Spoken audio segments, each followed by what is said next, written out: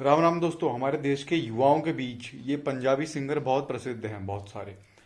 वैसे तो बहुत सारे पंजाबी सिंगर हैं, सब एक जैसे हैं नहीं, लेकिन उसमें से बहुत से ऐसे लोग हैं जिनके चेहरा एक दूसरा है और उनके काम दूसरे हैं। हमारे देश में हम लोग कहते हैं ना कि भैया कनाडा छोटा पंजाब है। वास्तविक तौर पर ना कनाडा खालिस्तानियों का अड्डा शुरुआत से ही बनता गया। 1980 के बाद, 90 के बाद यहाँ पर से, पंजाब से और बाकी ही देश के हिस्सों से वहां पर लोग जाने लगे, और उनका शुरुआत से ही वही एजेंडा रहा कि वो किसी न किसी तरीके से बिजनेस करके वहां पर जाएंगे और खालिस्तानी शक्तियों को पनपाएंगे।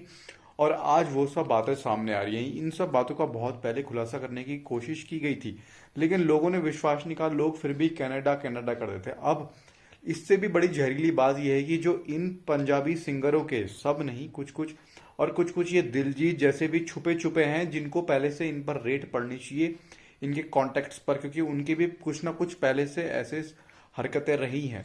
अभी जो सिंगर पंजाबी है जिसने, कहते हैं, ऐसा मैप पोस्ट किया था, पहली बात तो सबसे समझ में ही आती है, विराट कोहली ने अभी अनफॉलो किया। फॉलो ही क्यों किया था? क्या आप उनको पहले से पर्सनली जानते नहीं थे? क्या उनकी सोच क्या है? अभी ये सब जब होता है ना, जब इस तरह से ये लोग अपनी पॉलिटिकल सोच ओपन कर देते हैं, अपनी, कहते हैं, रिलीजियस सोच ओपन कर देते हैं, तो तब जाकर ही हमारे सेलिब्रिटीज रिएक्ट करते हैं। Open in the sense public में। लेकिन जब तक उनको पता नहीं होता कि भाई, या जब तक उनको लगता है कि भैया अभी, कहते हैं, इन्होंने ऐसा कुछ अपना रूप नहीं दिखाया तो इनको मैं फॉलो ही करता हूँ, इनको मैं यही करता हूँ। तो आप जब जितने युवा हैं, मेरे को पता नहीं, परसों भी कोई अपने ये यूट्यूब लाइव में कोई जस्टिस फॉर सिद्धू मूसे वाला कुछ लिख रहा था। हमारा इनसे कोई मतलब नहीं है, किसी भी पंजाबी सिंगर से, लेकिन उसमें से बहुत से इस तरह से ऐसे निकल के आ रहे हैं जिनके संपर्क विदेश में इस तरह की गतिविधि, खालिस्तानी गतिविधि करने वाले लोगों से है।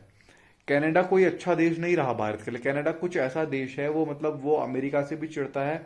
उसका ऐसा है कि वो अपना फायदा करेगा और दूसरे का नुकसान हो उसको परवाह नहीं है। वो मतलब जिसे कहते हैं ना, आस्तीन का सांप टाइप का देश है कनाडा। वो आप समझ लो कि जैसे इंडिया के लिए पाकिस्तान है, वैसे अमेरिका के लिए कनाडा है। और वही, कहता है, उसकी मानसिकता वही रही है। बस अंतर यह है कि कोट पैंट पहन करके, क्योंकि अमेरिका का पड़ोसी है, तो भैया डेमोक्रेसी का वहां पर दबदबा रहा। और उसका जो बुद्धि है और उसकी जो विचार है वो वही है कि कैसे ना कैसे यहाँ पर देश विरोधी, दुनिया के जो बाकी देशों के विरोध में लगी हुई शक्तियां हैं उनको पनपाकर उनसे अपना राजनीतिक, वहाँ के जो नेता हैं, फायदा उठाते हैं।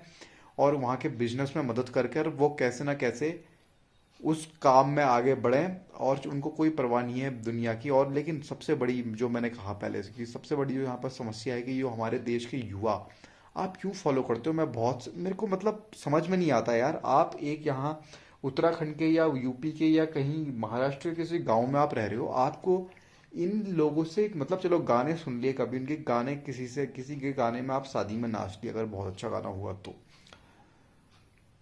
लेकिन आप ये पता नहीं क्या लगा रखा था लोगों ने अपनी गाड़ी के पीछे, justice for Sidhu, justice for, क्या मतलब है भाई हमसे, हमें उनसे क्यों?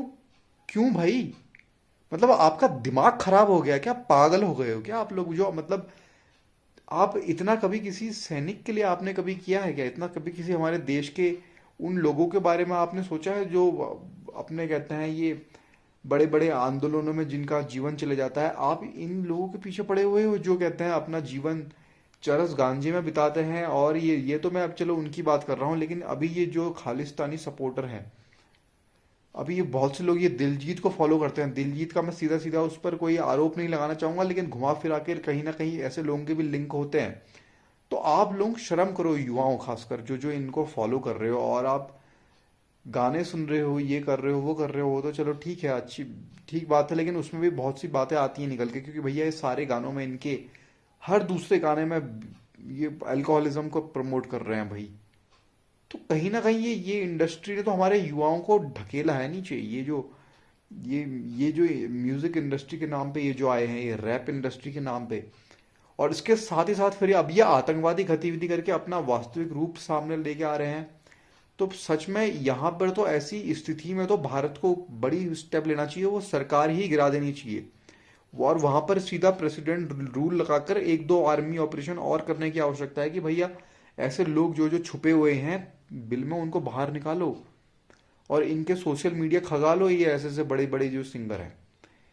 ये इसकी कार्रवाई करने की बहुत आवश्यक है। छोटे मोटे स्टेप से कुछ नहीं होगा। सो रद्द करना है, कुछ करना है, पकड़ के लपेटे पे लेना पड़ेगा।